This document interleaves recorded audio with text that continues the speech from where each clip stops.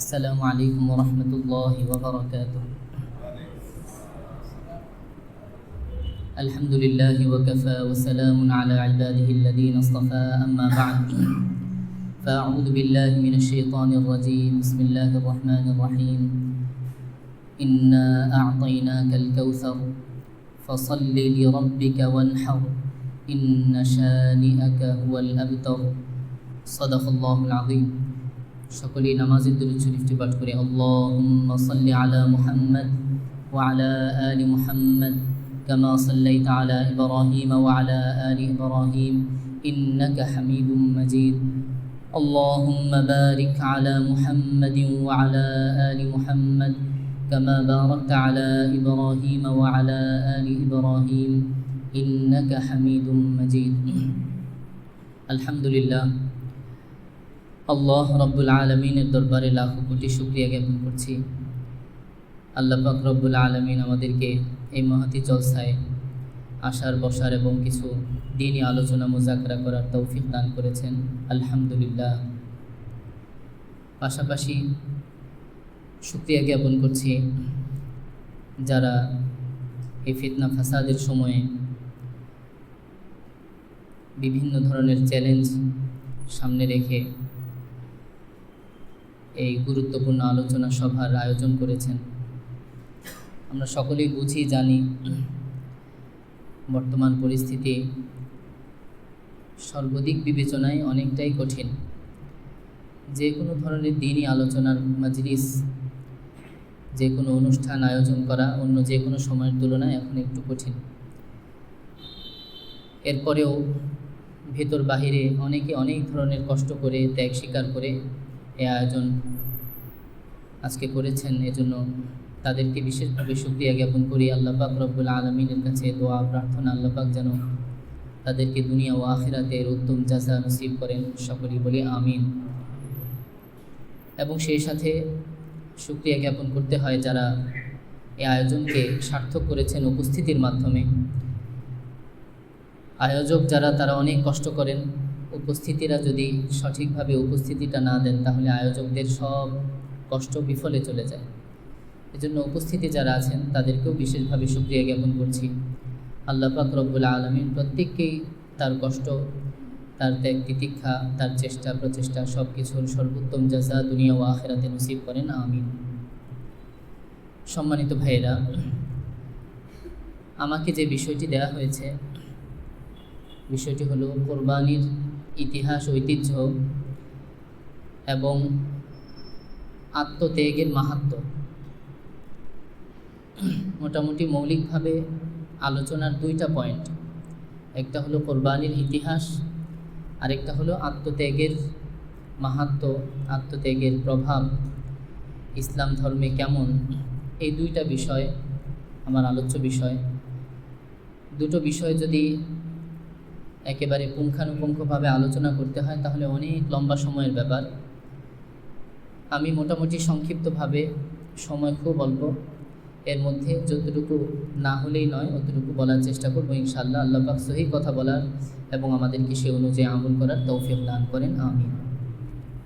আলোচনার দুটি পয়েন্টের প্রথম পয়েন্টটি হলো কোরবানির ইতিহাস এবং ঐতিহ্য।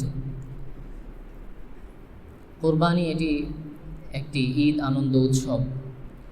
আমরা এর পূর্বে আরেকটি আনন্দ উৎসব উদযাপন করেছি রমাদানুল মুবারকের শেষে, শাওয়ালের প্রথম তারিখে, শাওয়ালের চাঁদ দেখা যাওয়ার পর আমরা একটি আনন্দ উদযাপন করে থাকি, সেটিকে আমরা বলি ঈদ উল ফিতর।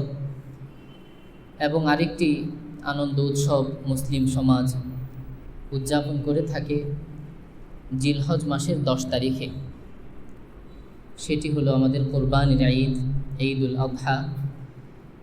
এভাবে দুটি আনন্দ উৎসবের দিন আমরা পালন করে থাকি।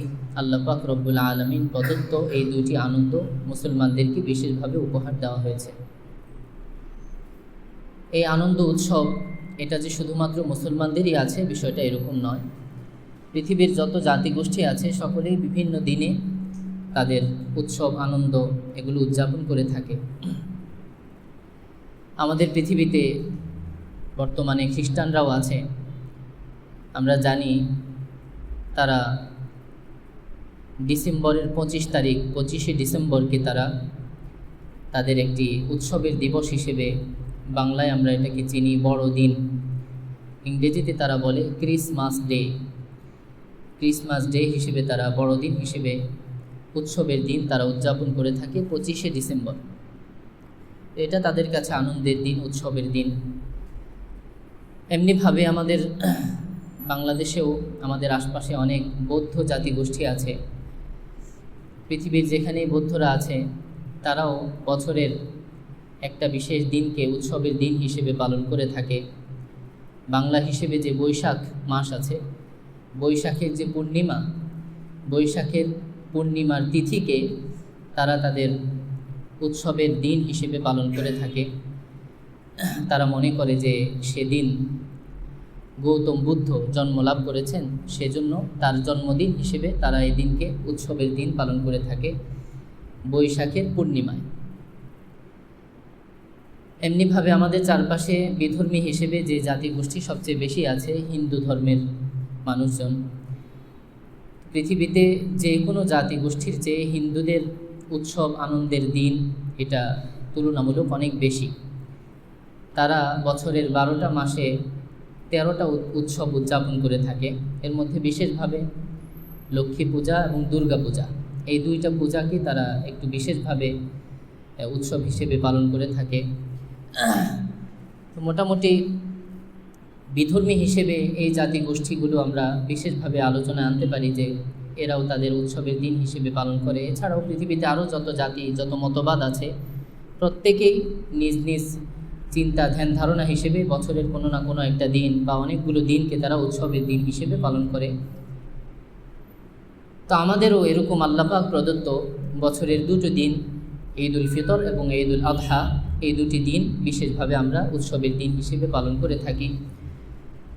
অন্যদের যে উৎসবের দিন, এটার সাথে আমাদের উৎসবের দিনের বিশেষ পার্থক্য আছে।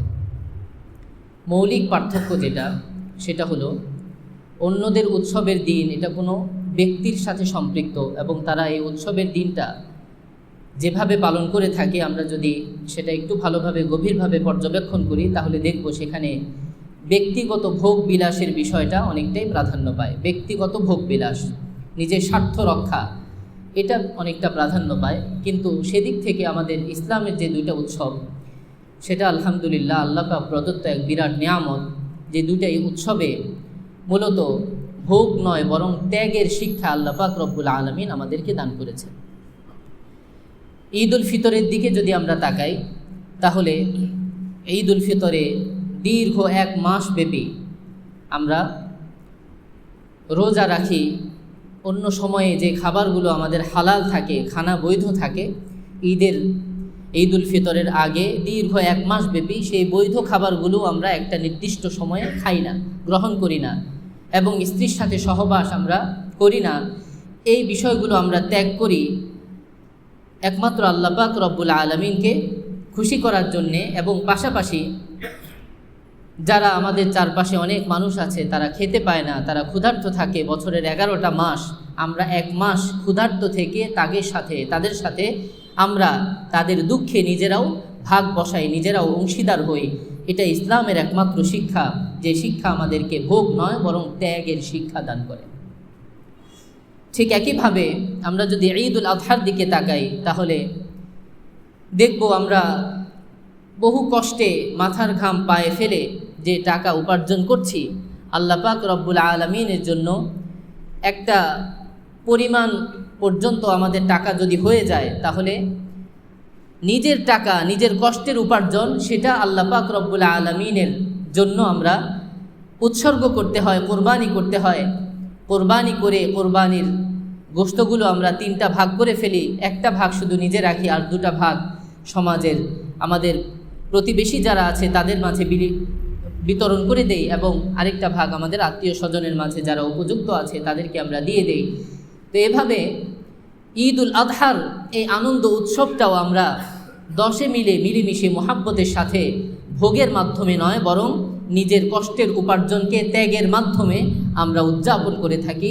এটা একমাত্র ইসলামের আনন্দ উৎসবের মধ্যেই পাওয়া যায়, আর অন্য কারো উৎসবের মধ্যে এই দৃষ্টিকোণ এটা খুঁজে পাওয়া যায় না। তো এই দিক থেকে আমরা শুকরিয়া আদায় করতে পারি আলহামদুলিল্লাহ, যে আমরা এমন এক ধর্মের অনুসারী আলহামদুলিল্লাহ, যে ধর্ম আমাদেরকে ভোগ নয় বরং ত্যাগ শিখায়, যে ধর্ম আমাদেরকে স্বার্থপর বানায় না বরং অন্য 10 জন অসহায় মানুষকে একসঙ্গে নিয়ে মিলেমিশে মহাব্বতের সাথে ঐক্যের এক সম্প্রীতির সমাজ গড়তে শেখায় আলহামদুলিল্লাহ। তো এমন এক ধর্ম আমাদেরকে আল্লাহ পাক রব্বুল আলামিন দিয়েছেন।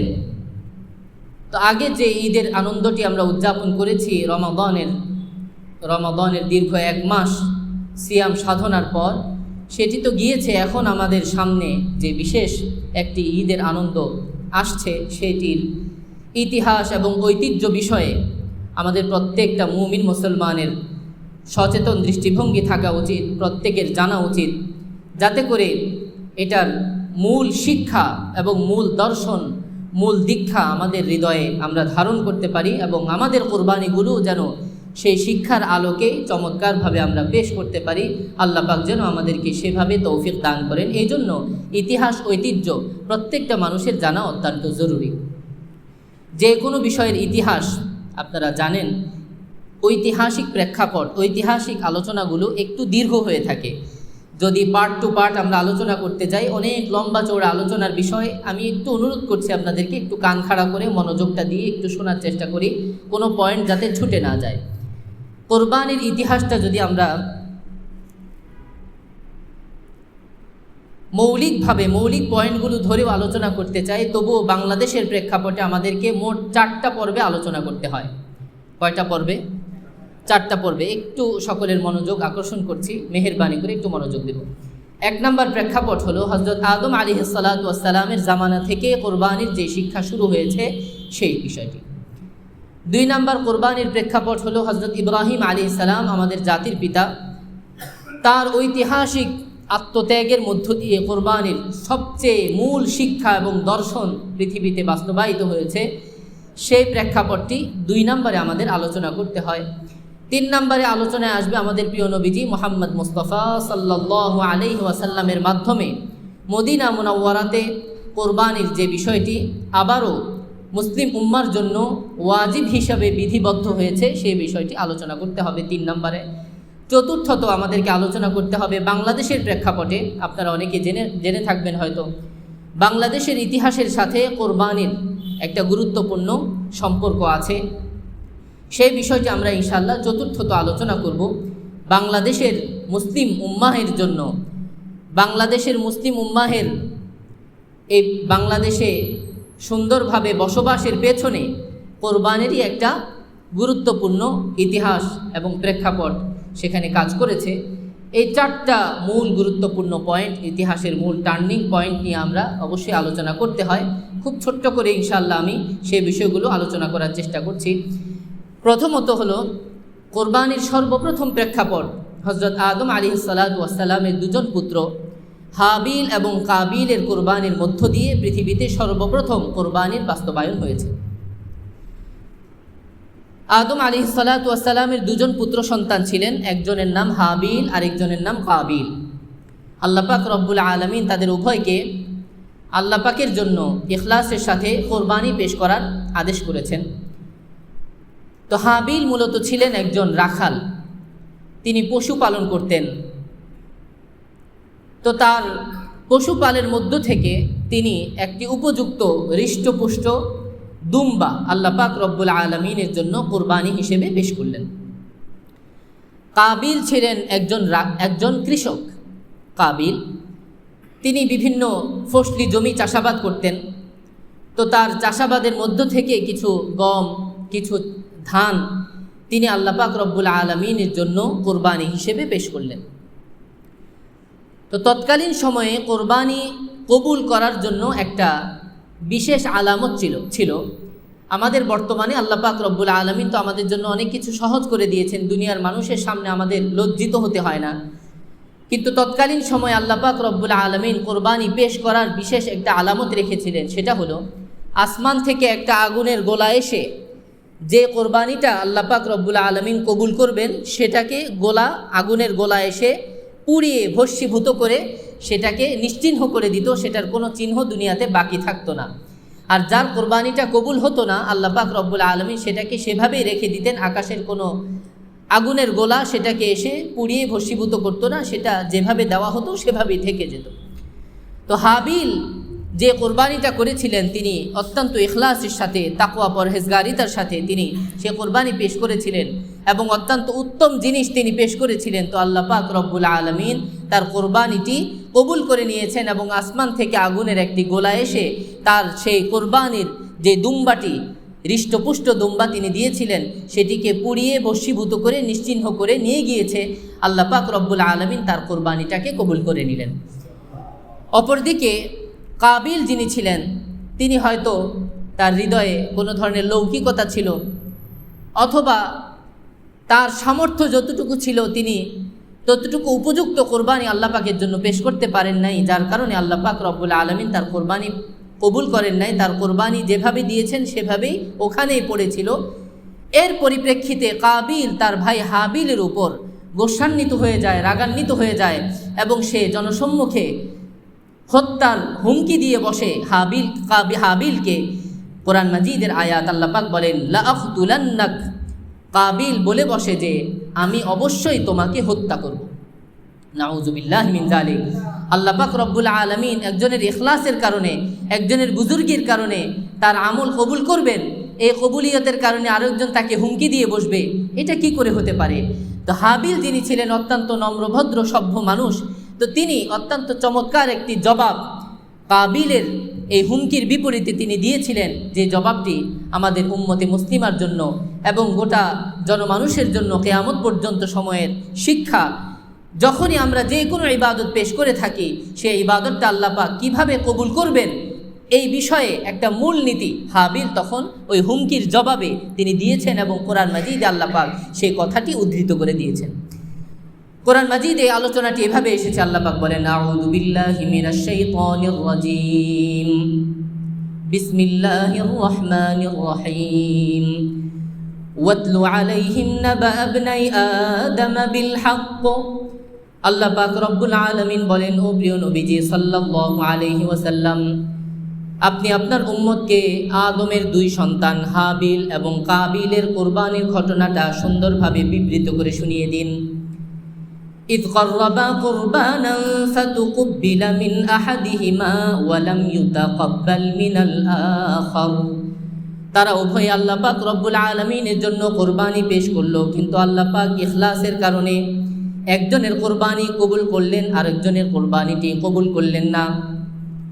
قال لأقتلنك, এর পরিপ্রেক্ষিতে তাদের একজন অর্থাৎ কাবিল বলে বসলো, হুমকি দিয়ে বসলো, আমি অবশ্যই তোমাকে অর্থাৎ হাবিলকে হত্যা করব। قال إنما يتقبل الله من المتقين। হত্যার হুমকির পরিবর্তে হাবিল নম্র সভ্য বুজুর্গ মানুষ, তিনি চমৎকার একটি মূলনীতি পেশ করলেন। তামাম দুনিয়ার সমস্ত মুমিন মুসলমান মুত্তাকির জন্য এটা চিরজীবনের শিক্ষা। হাবিল বললেন, ইন্নামা ইয়াতাকাব্বালুল্লাহু মিনাল মুত্তাকিন, আল্লাহ পাক রব্বুল আলামিন সমস্ত ইবাদত কবুল করে থাকেন একমাত্র তাকওয়ার উপর ভিত্তি করে। কোনো ধন সম্পদের প্রাচুর্য আল্লাহ পাক দেখেন না, গায়ে গতরে অনেক বেশি গোশত আছে এটা আল্লাহ পাক দেখেন না, খুব বেশি ক্ষমতার দাপট আছে এটাও আল্লাহ পাক দেখেন না। একমাত্র তাকওয়ার ভিত্তিতে যে ইবাদত পেশ করা হয়, সেই ইবাদতই আল্লাহ পাক রব্বুল আলামিনের কাছে কবুল হয়। কোরআন মাজিদে সূরাতুল মাইদায় আল্লাহ পাক রব্বুল আলামিন সেই কথাটাই চমৎকারভাবে উদ্ধৃত করে দিলেন, যেটি আমাদের জন্য এবং সমস্ত মুমিন মুসলমানের জন্য কিয়ামত পর্যন্ত সময়ের জন্য শিক্ষা। কেউ যেন ধন সম্পদের বাহাদুরি না দেখায়, কেউ যেন গায়ে গতরে গোশত বেশি হলে, লম্বা চৌড়া হলে সেই বাহাদুরি না দেখায়, কেউ যেন তার ক্ষমতার পাওয়ারটা না দেখায়, বরং আল্লাহ পাকের কাছে পাওয়ার মাত্র একটা পাওয়ারই আল্লাহ পাকের কাছে কবুল হবে, সেটা হলো তাকওয়ার পাওয়ার, ভিতরের সৌন্দর্যের পাওয়ার, আন্তর্জাতিক হওয়ার পাওয়ার নয়, বরং অন্তর্জাতিক হওয়ার পাওয়ার। কিসের পাওয়ার বলেন ভাই? আন্তর্জাতিক হওয়ার কোনো দাম আল্লাহ পাকের কাছে নাই, সেলিব্রিটি হওয়ার কোনো পাওয়ার আল্লাহ পাকের কাছে নাই। আল্লাহ পাকের কাছে দাম কিসের? অন্তর্জাতিক হওয়ার পাওয়ার, অন্তরটা বিশুদ্ধ হওয়ার পাওয়ার একমাত্র আল্লাহ পাকের কাছে দাম আছে, এছাড়া কোনো দাম নেই। এটা ছিল সর্বপ্রথম কোরবানির প্রেক্ষাপট। এরপরে সামান্য কিছুদিন যাওয়ার পর হযরত নূহ আলাইহিস সালাতু ওয়াস সালামের জামানা আসতে না আসতেই আল্লাহ পাক প্রদত্ত এই কোরবানির বিধানটি উম্মতের মাঝে বিকৃত হয়ে গিয়েছে। নূহ আলাইহিস সালাতু ওয়াস সালামের জামানায় মানুষজন অনেক বেশি পরিমাণে মূর্তি পূজার দিকে তারা ধাবিত হয়েছে। আপনারা জানেন, লম্বা সময় নূহ আলাইহিস সালাতু ওয়াস সালাম মানুষকে দাওয়াত দিয়েছিলেন, কিন্তু খুব অল্প সংখ্যক কিছু মানুষই তার দাওয়াতে সাড়া দিয়ে তার নৌকাতে আরোহণ করেছিলেন। এছাড়া পুরা দুনিয়ার বেশিরভাগ মানুষই তারা মুশরিক ছিল।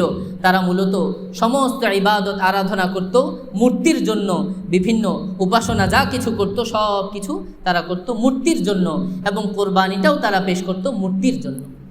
নাউযুবিল্লাহি মিন যালিক।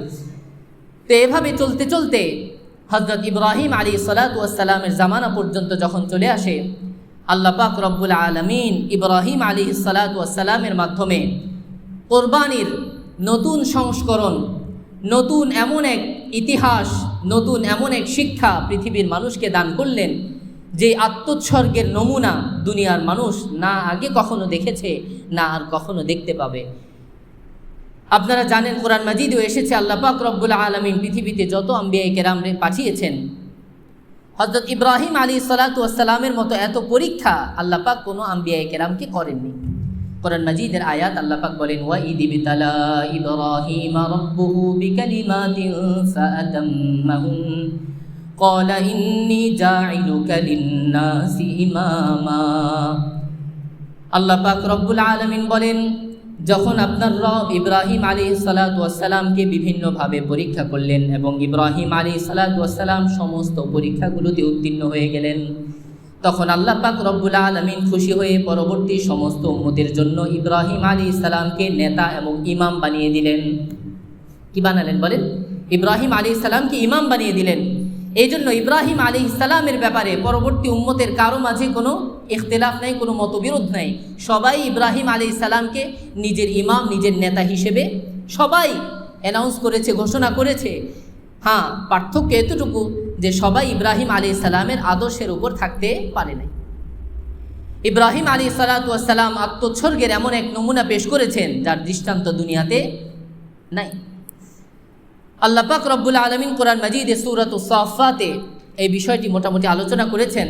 আরও অনেক সূরা মিলিয়ে মূল আলোচনাটি খুঁজে পাওয়া যায়, তবে সূরাতুস সাফফাতের মধ্যে এর আলোচনাটা বেশি বিস্তারিত আলোচিত হয়েছে। আল্লাহ পাক রব্বুল আলামিন হযরত ইব্রাহিম আলাইহিস সালাতু ওয়াস সালামকে প্রায় 80 বছর পর্যন্ত নিঃসন্তান রেখেছেন। কত বছর? 80 বছর পর্যন্ত ইব্রাহিম আলাইহিস সালাতু ওয়াস সালামের কোনো সন্তান ছিল না। তো যাদের সন্তান থাকে না তারা জানেন যে সন্তানের মায়া কী পরিমাণ। 80টা বছর অপেক্ষা এবং দোয়া ইব্রাহিম আলাইহিস সালাম করেছিলেন, রব্বি হাবলি মিনাস সালিহিন। প্রতিনিয়ত ইব্রাহিম আলাইহিস সালামের দোয়া ছিল, ও আল্লাহ, আপনি আমাকে একজন নেককার সন্তান দান করেন। দোয়া দোয়া এবং দাওয়া, প্রতিনিয়ত চেষ্টা প্রচেষ্টা এবং দোয়ার মাধ্যমে বছরের পর বছর এভাবে চলতে চলতে 80টা বছর পার করার পর আল্লাহ পাক রব্বুল আলামিন তার কলিজার টুকরা সন্তান হিসেবে ইসমাঈল আলাইহিস সালামকে দান করলেন। কত মায়া, কত মোহাব্বত, কত প্রেম, কত ভালোবাসা এই সন্তানের প্রতি ইব্রাহিম আলাইহিস সালামের থাকতে পারে, যারা বাবা হয়েছি তারা কিছুটা হলেও আন্দাজ করতে পারি। ইব্রাহিম আলাইহিস সালাতু ওয়াস সালামের এই পুত্র সন্তানকে নিয়ে যখন তিনি খুব চষে বেড়াচ্ছেন দুনিয়াতে, ইসমাঈল আলাইহিস সালাম একটু হাঁটা চলার বয়সে উপনীত হলেন, ঠিক সেই সময়টাতে যখন নাকি সন্তানের প্রতি মায়া স্বাভাবিকের তুলনায় আরেকটু বেড়ে যায়, সন্তান একটু কাঁচা পাকা কিছু কথা বলে, একটু হাঁটা চলা করতে শিখে, বাবার সাথে বিভিন্ন প্রশ্ন, বিভিন্ন কৌতূহল, কিউরিওসিটি অনেক পরিমাণে থাকে। কি বলেন, থাকে না? আমাদের সন্তানরা, আমরাও যখন ছোট ছিলাম নানাকে দাদাকে ধরে প্রশ্নের শেষ নাই, এই নদীটা কি, এই নদীটা কেন, কেনর উপরে কেন, বলেন না? এরকম প্রশ্ন আছে না? অনেক প্রশ্ন আছে নিরর্থক, এগুলোর কোনো উত্তর অনেক বড় বড় বিজ্ঞানীরাও সেগুলোর উত্তর দিতে পারবে না। এরকম প্রশ্ন বাচ্চারা করে থাকে। এমন একটা সময়, যে সময়টায় বাচ্চার প্রতি মায়া মোহাব্বত অন্য যে কোনো সময়ের তুলনায় অনেক বেশি বেড়ে যায়, এবং যারা লেখক আছেন তারা সেই সময়টার কথা বিশেষভাবে লিখে থাকেন তাদের উপন্যাসে, তাদের কিতাবে, তাদের বিভিন্ন বই পুস্তকে। সেই সময়টাতে যখন ইসমাঈল আলাইহিস সালাম উপনীত হলেন, আল্লাহ পাক রব্বুল আলামিন ঠিক সেই সময়ে ইব্রাহিম আলাইহিসসালাতু ওয়াসসালামকে স্বপ্নে দেখালেন যে তিনি তার প্রিয় পুত্রকে কোরবানি করছেন। এই জায়গাটাতে একটা ইতিহাসের বিভিন্ন জায়গায় এবং আমাদের অনেকের আলোচনায় একটা কথা উঠে আসে যে ইব্রাহিম আলাইহিসসালাতু ওয়াসসালাম 100 উট কোরবানি করেছেন, তারপরের দিন আবার স্বপ্ন দেখেছেন, তারপরে আবার 100টা উট কোরবানি করেছেন, আবার স্বপ্ন দেখেছেন, আবার 100টা উট কোরবানি করেছেন। এই বিষয়টার কোনো ভিত্তি আসলে ইতিহাসে পাওয়া যায় না, এটা জাল কথা। যাই হোক, তো ইব্রাহিম আলাইহিসসালাতু ওয়াসসালাম ইসমাঈল আলাইহিসসালাতু ওয়াসসালামকে কোরবানি করার বিষয়টা স্বপ্নে দেখলেন, স্বপ্নে আদিষ্ট হলেন। তো স্বপ্নে আদিষ্ট হওয়ার পরের দিনই ইসমাঈল আলাইহিসসালাতু ওয়াসসালামের কাছে তিনি এই কথাটা পেশ করলেন। কোরআন মাজিদে সূরাতুস সাফফাতে এই কথাটা আলোচিত হয়েছে। আল্লাহ পাক রব্বুল আলামিন বলেন, ইয়া বুনাইয়া ইন্নী আরা ফিল মানামি আন্নী আযবাহুকা ফানজুর মাযা তারা।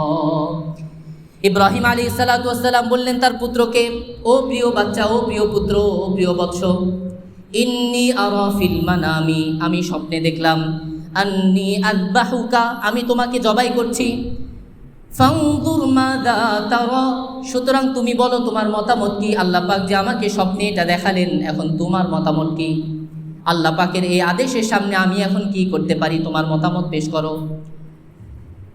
আমরা তো জানি সমস্ত আম্বিয়ায়ে কেরামের স্বপ্ন এটা আসলে আমাদের মতো স্বপ্ন নয়। আম্বিয়ায়ে কেরামের স্বপ্ন ওহী হয়ে থাকে।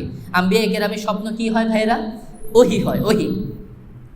তো ইসমাঈল আলাইহিসসালাতু ওয়াসসালামকে যখন ইব্রাহিম আলাইহিস সালাম এই কথাটা বললেন, তো বাপের বেটা সাদ্দাম, আমরা বলি না বাপের বেটা সাদ্দাম, ইব্রাহিম আলাইহিসসালাতু ওয়াসসালাম যেমন আমাদের জন্য আদর্শ ছিলেন, আল্লাহ পাকের কাছে লম্বা সময় আদর্শ পুত্রই তো তিনি চেয়েছেন, আল্লাহ পাক দিয়েছেন তেমন কলিজার টুকরা সন্তান, আদর্শ সন্তান। আল্লাহ পাক একজন ধৈর্যশীল সন্তান তাকে দিয়েছেন। সঙ্গে সঙ্গে উত্তরে তিনি বলে বসলেন, ইফআল মা তু'মার সাতাজিদুনি ইনশাআল্লাহু মিনাস সাবিরিন। ও আমার প্রিয় বাবা, আপনাকে আল্লাহ পাক রব্বুল আলামিন যে আদেশটা করেছেন, আপনি সেই আদেশটা বাস্তবায়ন করুন। এই আদেশ বাস্তবায়ন করতে গিয়ে আপনি আমাকে একজন ধৈর্যশীল মানুষ পাবেন, একজন ধৈর্যশীল পাবেন। আমি নড়াচড়া করব না, আমি আপনাকে মায়া দেখাবো না, মায়ায় জড়াবো না, আপনাকে পিছনের দিকে সরার জন্য শিক্ষা দিব না। আমি আপনাকে শিক্ষা এটাই দিব যে আপনি আমাকে সেই কাজটাই করেন যে কাজটা আল্লাহ পাক আপনাকে আদেশ করেছেন। আপনি আমাকে একজন ধৈর্যশীল পাবেন। আল্লাহু আকবার। ইব্রাহিম আলাইহিসসালাতু ওয়াসসালাম আল্লাহ পাকের সেই আদেশ বাস্তবায়নের জন্য, লম্বা চৌড়া কথা শর্টকাটে আমরা বলি, ইসমাঈল আলাইহিস সালামকে নিয়ে ছুটলেন জবাই করার সেই নির্ধারিত জায়গার দিকে। পথিমধ্যে 3টা জায়গায় শয়তান ইব্রাহিম আলাইহিসসালাতু ওয়াসসালামকে ধোঁকা দেওয়ার চেষ্টা করল, যে 3টা জায়গাতে আজও পর্যন্ত হাজি সাহেবগণ হজের গুরুত্বপূর্ণ অংশ হিসেবে, ওয়াজিব বিধান হিসেবে তারা সেখানে পাথর মেরে থাকেন। যদিও সেখানে শয়তান নাই, তারপরেও ইব্রাহিম আলাইহিসসালাতু ওয়াসসালাম যে শয়তানকে পাথর মেরেছিলেন, শয়তানের সেই কুমন্ত্রণা, শয়তানের সেই ধোঁকাকে উপেক্ষা করে ইব্রাহিম আলাইহিস সালাম যে পরীক্ষায় উত্তীর্ণ হয়েছিলেন, তার স্মারক হিসেবে এখনও পর্যন্ত আল্লাহ পাক রব্বুল আলামিন মুসলিম উম্মার জন্য সেটাকে বিধিবদ্ধ করে দিয়েছেন হজের একটা বিধান হিসেবে। 3টা জায়গায় ইব্রাহিম আলাইহিস সালামকে শয়তান ধোঁকা দিয়েছে। তিনি উপেক্ষা করে 3টা জায়গা পার করে নির্ধারিত জায়গায় গিয়ে হযরত ইসমাঈল আলাইহিসসালাতু ওয়াসসালামকে জবাইয়ের জন্য উপর করে শুইয়ে দিলেন। কিভাবে? উপর করে শুইয়ে দিলেন। কোনো কোনো বর্ণনায় পাওয়া যায় চিৎ করে শুইয়েছেন, তবে কাত করে কি বলে, আমরা এটা কি বলি, চিৎ করে তিনি শোয়ান নাই। কেন? তাফসীরের কিতাবের মধ্যে পাওয়া যায় চিৎ করে যদি তিনি শোয়ান, তাহলে ছেলের চেহারা, মায়াময় চেহারা, 80 বছর পরে যে সন্তানকে তিনি, কলিজার টুকরা সন্তানকে উপহার পেয়েছেন, সেই ছেলের চেহারাটা দেখলে হয়তো মায়া লেগে যেতে পারে। আল্লাহ পাকের আদেশ বাস্তবায়নে হয়তো বিলম্ব হতে পারে। এই জন্য আল্লাহ পাকের আদেশই শিরোধার্য, এটাই আমার সবচেয়ে বড় পালনীয় বিষয়। সন্তানকে উপর করে শুইয়ে দিলেন, মায়াটাও যেন মাঝখানে বিলম্বের কারণ না হয়ে দাঁড়ায়। আল্লাহু আকবার। আত্মোৎসর্গের এমন নমুনা পৃথিবীতে আর কে কখন দেখেছে? কে কখন দেখেছে? এত বড় পরীক্ষায় তিনি যখন উত্তীর্ণ হয়ে গেলেন, ছুরি বসিয়ে দিলেন ছেলের গর্দানের উপর, আল্লাহ পাক রব্বুল আলামিন তৎক্ষণাৎ জান্নাত থেকে একটি দুম্বা আল্লাহ পাক কোরবানির জন্য ইসমাইল আলাইহিস সালামের পরিবর্তে পাঠিয়ে দিলেন। ইসমাইল আলাইহিস সালামকে তিনি জবাই করলেন, কিন্তু জবাই হয়ে গেল কি? জান্নাত থেকে প্রেরিত সেই দুম্বাটা জবাই হয়ে গেল। আল্লাহ পাক রব্বুল আলামিন ইসমাইল আলাইহিস সালামের পরিবর্তে জান্নাতের সেই দুম্বাটাকে কোরবানি হিসাবে কবুল করে নিলেন। কোরআন মাজিদে আল্লাহ পাক রব্বুল আলামিন এই কথাগুলো আলোচনা করেছেন। আল্লাহ পাক বলেন, ফালাম্মা আসলামা ওয়া তাল্লাহু লিল জাবিন, যখন তারা উভয়ে আত্মসমর্পণ করলো আল্লাহ পাকের আদেশের সামনে, এবং ইব্রাহিম আলাইহিস সালাতু ওয়াস সালাম তার সন্তানকে চিৎ করে উপর করে শুইয়ে দিলেন।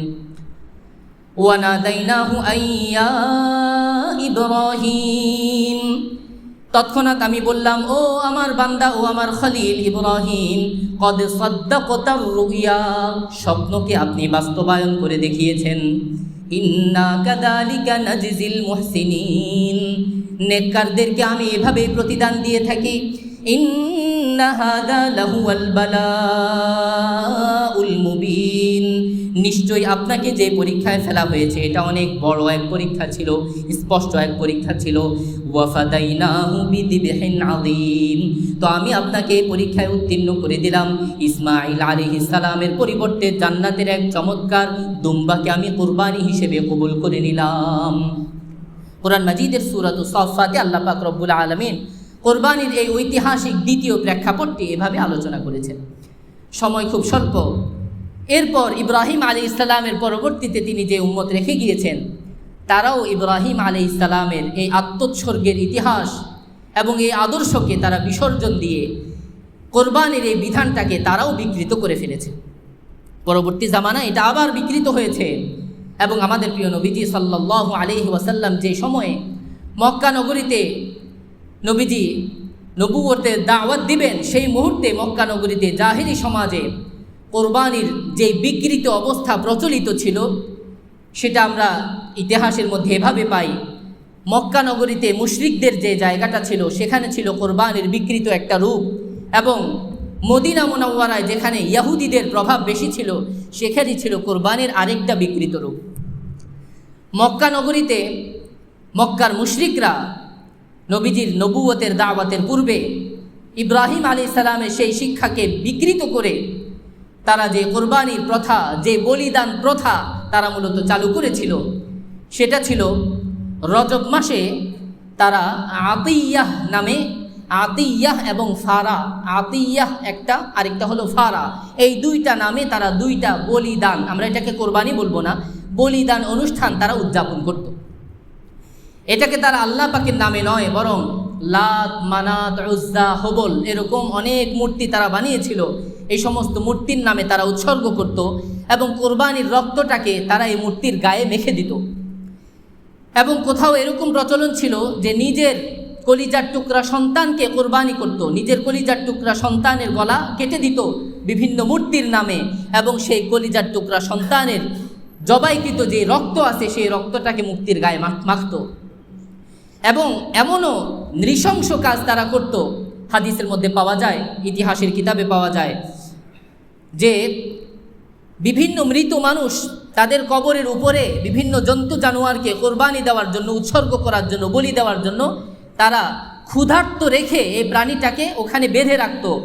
দিনের পর দিন কোনো খাবার তারা দিত না, যন্ত্রণায়, ক্ষুধার তাড়নায় এই পশুটা ছটফট করতে করতে করতে করতে সেখানে সেটা মারা যেত, এবং এটাকে তারা অনেক বড় একটা ইবাদত মনে করত। বলেন নাউজুবিল্লাহ মিন যালিক। এত ভয়ঙ্কর নৃশংস আচরণ এই জাহিলি সমাজে পরিচালিত হতো।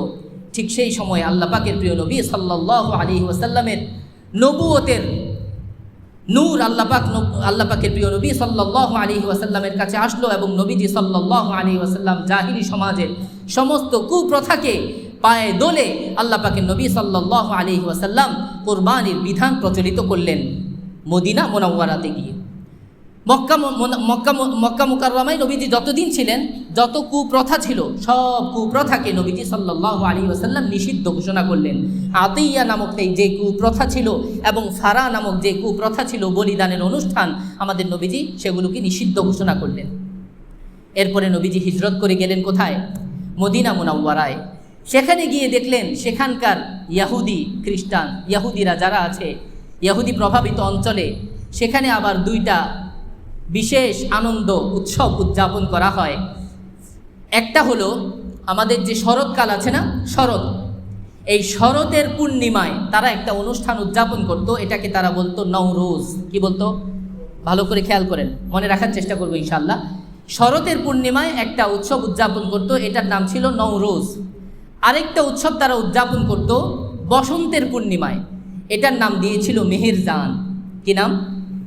একটা হলো নওরোজ আর একটা হলো মেহেরজান। এই দুইটা উৎসব তারা উদযাপন করত, একটা শরতে আর একটা হলো বসন্তে। শরতের পূর্ণিমায় যে উৎসবটা উদযাপন করত এটার জন্য 6 দিন ধার্য করা ছিল। কয় দিন? বসন্তে যেটা উদযাপন করত মেহেরজান নামে, সেটার জন্য 6 দিন ধার্য করা ছিল। এবং তাদের মধ্যে দেখেন এমন শ্রেণী বৈষম্য ছিল, এমন জুলুম অবিচারের প্রথা চালু ছিল।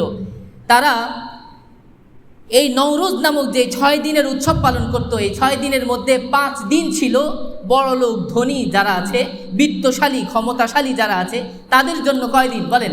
5 দিন। আর একটা দিন খুব নিরীহভাবে, খুব লজ্জার সাথে উদযাপন করতে হলো গরিব অসহায় মানুষেরা। ঠিক একইভাবে মেহেরজানের জন্য তাদের 6টা দিন ধার্য করা ছিল। 5 দিন ছিল বড়লোকের জন্য আর 1 দিন ছিল হলো অসহায় গরিব মানুষের জন্য। এবং সে একটা দিনও তারা সুন্দরভাবে উদযাপন করতো না। তাদেরকে সেদিন লাঞ্ছিত করা হতো, বিভিন্ন ধরনের কথা তাদেরকে বলা হতো, গালমন্দ করা হতো। কোনো রকমে তারা সেই দিনটা উদযাপন করে বাড়িতে উঠে যেত। এইভাবে শ্রেণী বৈষম্য, বর্ণ বৈষম্য এবং জুলুম অবিচারের সাথে এই অনুষ্ঠান, এই প্রথা চালু করা হয়েছিল। আমাদের প্রিয় নবীজি সাল্লাল্লাহু আলাইহি ওয়াসাল্লাম যখন মক্কা মুকাররমায় যান, বুখারীর মধ্যে রওয়ায়াত আছে, হযরত আনাস ইবনে মালিক রাদিয়াল্লাহু আনহু হাদিসখানা বর্ণনা করেছেন। তিনি বলেন, নবীজি যাওয়ার পরে সেখানে দেখলেন দুটি অনুষ্ঠান তারা উদযাপন করে। জিজ্ঞাসা করলেন যে এই দুইটা অনুষ্ঠান কিসের অনুষ্ঠান? তো তারা বলল, জাহিলি সমাজ থেকেই অনেক আগে থেকে আমরা এই দুইটা অনুষ্ঠান উদযাপন করি, একটা নওরোজ আর একটা মেহেরজান, একটা শরতে আর একটা বসন্তে। আমাদের প্রিয় নবীজি সাল্লাল্লাহু আলাইহি ওয়াসাল্লাম তখন বললেন, আল্লাহ রাব্বুল আলামিন তোমাদেরকে এই দুইটি কুপ্রথার বিনিময়ে আল্লাহ পাক দুটি বিশেষ চমৎকার আনন্দের উৎসবের ঈদ উপহার হিসেবে তোমাদেরকে দিয়েছেন। একটি হলো ঈদুল ফিতর এবং আরেকটি হলো ঈদুল আযহা। আলহামদুলিল্লাহ, এই চমৎকার দুটি ঈদ আমাদেরকে দিয়েছেন। আমি শুরুতেই বলেছিলাম, অন্যদের ঈদের প্রথা, অন্যদের আনন্দের প্রথার সাথে আমাদের ঈদের আনন্দের সাথে মৌলিক পার্থক্য এখানেই। অন্যদের আনন্দ হলো ভোগের আনন্দ আর আমাদের আনন্দ হলো ত্যাগের আনন্দ। এই দুইটি আনন্দের উৎসব আল্লাহ পাকের নবী আমাদেরকে দান করেছেন। কোরআন মাজিদের আয়াত চলে এসেছে 2য় হিজরিতে। আল্লাহ পাক রব্বুল আলামিন বলেন, ফাসাল্লি লিরাব্বিকা ওয়ানহার ইন্না শানিআকা হুয়াল আবতার। আল্লাহ পাক রব্বুল আলামিন বলেন, ও প্রিয় নবীজি, আপনাকে আমি সন্তুষ্ট হয়ে একটা নিয়ামত দান করেছি। জান্নাতে আপনার একটা নহর থাকবে, কাউসার নামক নহর। কি নহর? কাউসার নামক একটা নদী আপনাকে আমি দান করেছি। এই নদী দ্বারা আপনি যেমন উপকৃত হবেন, আপনার উম্মতও উপকৃত হবে। সুতরাং এই নিয়ামতের শুকরিয়া স্বরূপ আপনি সালাত কায়েম করুন এবং আপনিও আপনার উম্মত সকলেই কোরবানি করুন। 2য় হিজরিতে আল্লাহ পাক রব্বুল আলামিন এই কোরবানিটা ওয়াজিব করে দিলেন। এখান থেকে 3য় পর্যায়ে আমাদের নবীজি সাল্লাল্লাহু আলাইহি ওয়াসাল্লামের মাধ্যমে কোরবানির যে বিকৃত প্রথা ছিল সেটা আমাদের নবীজি আবার পুনরুদ্ধার করলেন, পুনঃপ্রচার করলেন এবং নতুন করে আবার ইব্রাহিম আলাইহিস সালাতু ওয়াস সালামের সুন্নতকে জাগ্রত করে আমরা এখন যে কোরবানি করে থাকি সেই কোরবানি আল্লাহ পাকের নবী সাল্লাল্লাহু আলাইহি ওয়াসাল্লাম চালু করে দিলেন। এই ছিল আমাদের নবীজি সাল্লাল্লাহু আলাইহি ওয়াসাল্লাম পর্যন্ত ঐতিহাসিক বিষয়। আজানের মনে হয় 3 মিনিট আছে, খুব শর্টকাটে শেষ করছি। আমাদের বাংলাদেশের একটা প্রেক্ষাপট এখানে না বললেই নয়।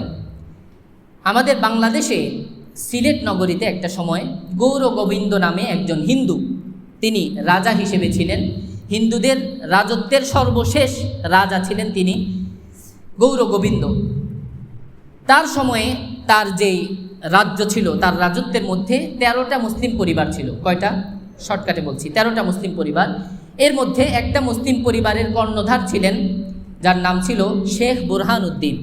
শেখ বুরহানুদ্দিন, তার ঘরে কোনো সন্তান ছিল না। তো তিনি আল্লাহ পাকের দরবারে মান্নত করলেন যে একজন সন্তান যদি হয় তো আমি আল্লাহ পাকের জন্য একটা কোরবানি পেশ করব।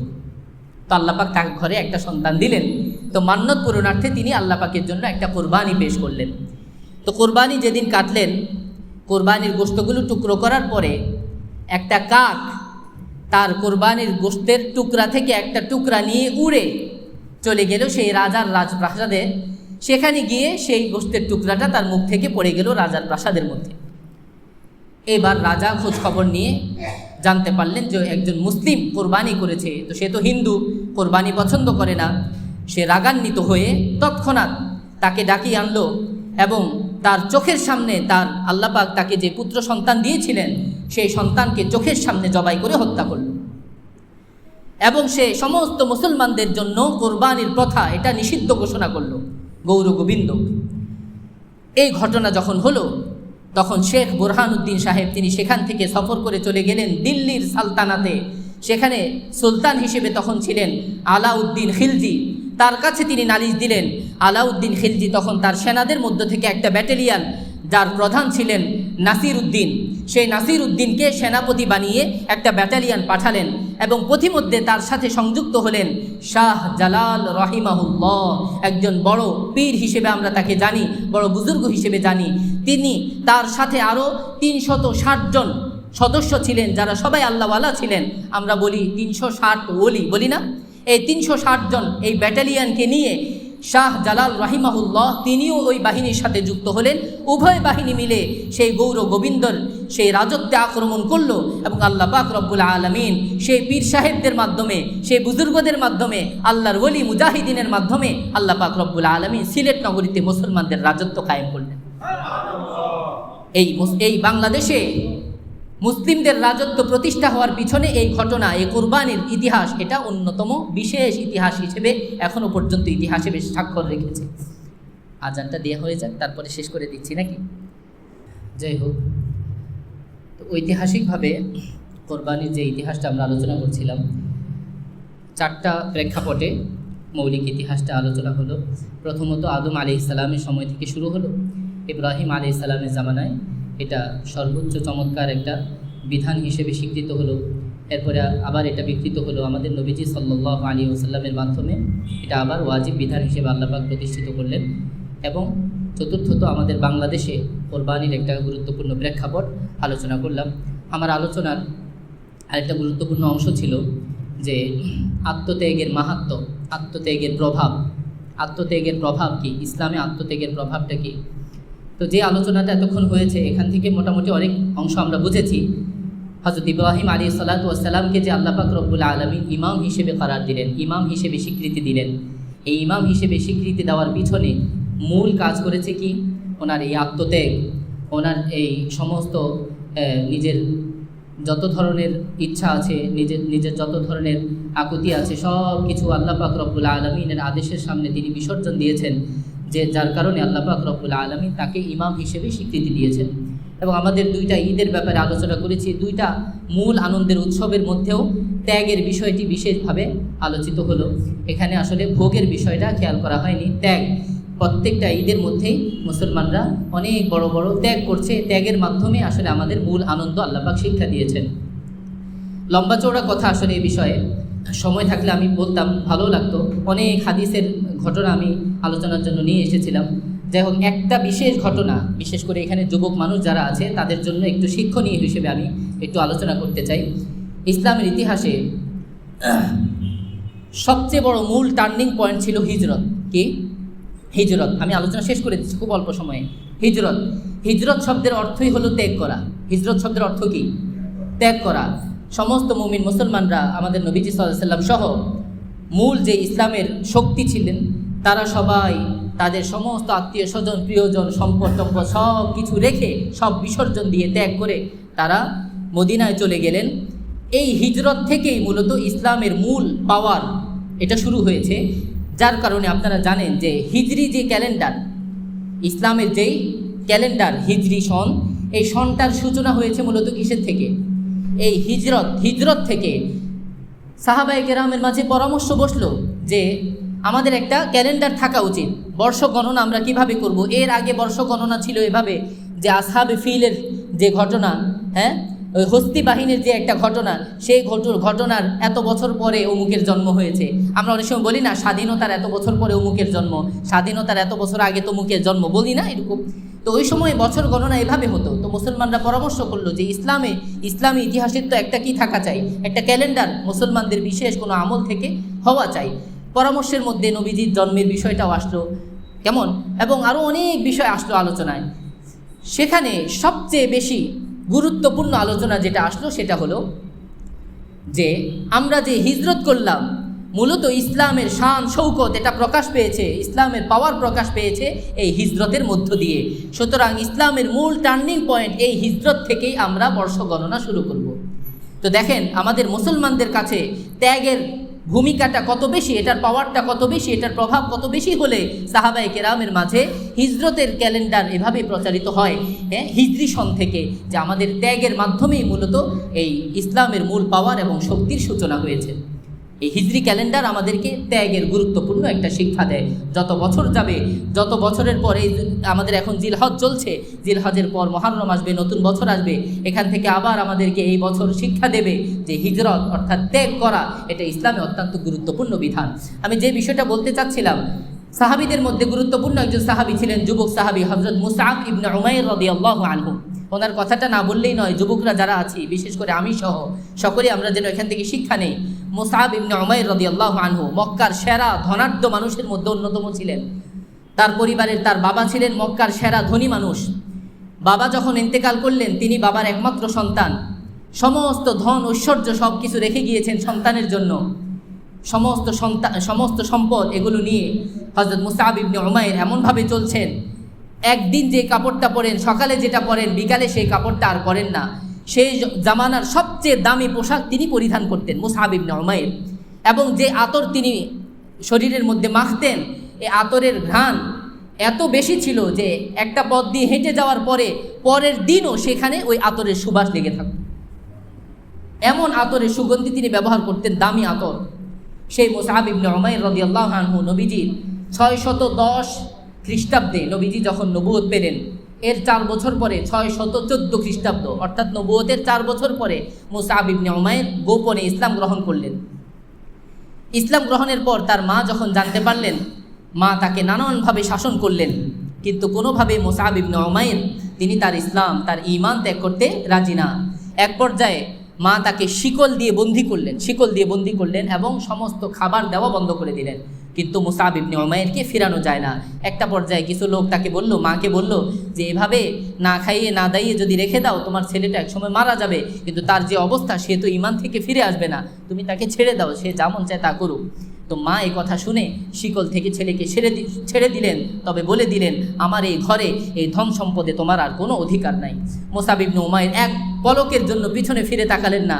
আমাদের প্রিয় নবীজি সাল্লাল্লাহু আলাইহি ওয়াসাল্লামের সাথে পরামর্শ করে নবীজি সাল্লাল্লাহু আলাইহি ওয়াসাল্লাম তাকে ওই মদিনার কিছু সাহাবী, 12 জন সাহাবী আমাদের নবীজির কাছে বায়াত হওয়ার জন্য এসেছিলেন, তাদের শিক্ষক হিসেবে 12 হিজরিতে, আমাদের নবীজির নবুয়তের 12তম বছর, হিজরি না সরি, আমাদের নবীজির নবুয়ত পাওয়ার কততম বছর?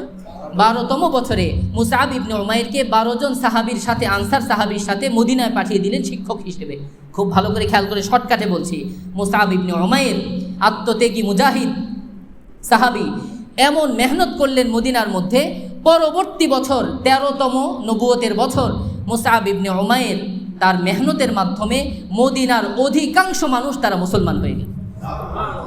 এবং এই 13তম বছরে হজের সময়ে মুসআব ইবনে উমাইর রাদিয়াল্লাহু আনহু 70 জন আনসার সাহাবীকে আমাদের নবীজির কাছে পাঠালেন এই বার্তা দিয়ে যে নবীজি, আপনি এখন মদিনায় আসতে পারেন, মদিনার জমিন আপনার জন্য প্রস্তুত হয়ে আছে। 70 জন সাহাবী তারা চলে আসছেন আমাদের নবীজির কাছে দাওয়াত দেওয়ার জন্য। মুসআব ইবনে উমাইর তার এই আত্মত্যাগ, এটা ইসলামের ইতিহাসে এমন দারুণভাবে আলোচিত হয়। আমাদের নবীজি যখন মদিনায় গিয়েছেন, তো নবীজি সাল্লাল্লাহু আলাইহি ওয়াসাল্লামের মদিনায় গমন, এটাই তো ছিল সবচেয়ে মূল টার্নিং পয়েন্ট। আর এই টার্নিং পয়েন্টটা প্রস্তুত করে দিয়েছেন কে বলেন? মুসআব ইবনে উমাইর রাদিয়াল্লাহু আনহু। আমার প্রিয় ভাইয়েরা, আমরা এখান থেকে আত্মত্যাগের গুরুত্বপূর্ণ শিক্ষা নেই, বিশেষ করে যুবকরা। আমরা ইনশাআল্লাহ আত্মত্যাগী যুবক হিসেবে নিজেদেরকে স্বীকৃতি দেওয়ার চেষ্টা করব আল্লাহ পাক রব্বুল আলামিনের কাছে। আল্লাহ পাক কুরবানি যে ইতিহাস আলোচনা করলাম, আমাদেরকে সেখান থেকে উপযুক্ত শিক্ষা নিয়ে সেভাবে কোরবানি করার এবং আত্মত্যাগী হওয়ার তৌফিক দান করেন। ওমা আলাইনা ইল্লাল বালাগ। আসসালামু আলাইকুম ওয়া রাহমাতুল্লাহি ওয়া বারাকাতুহু।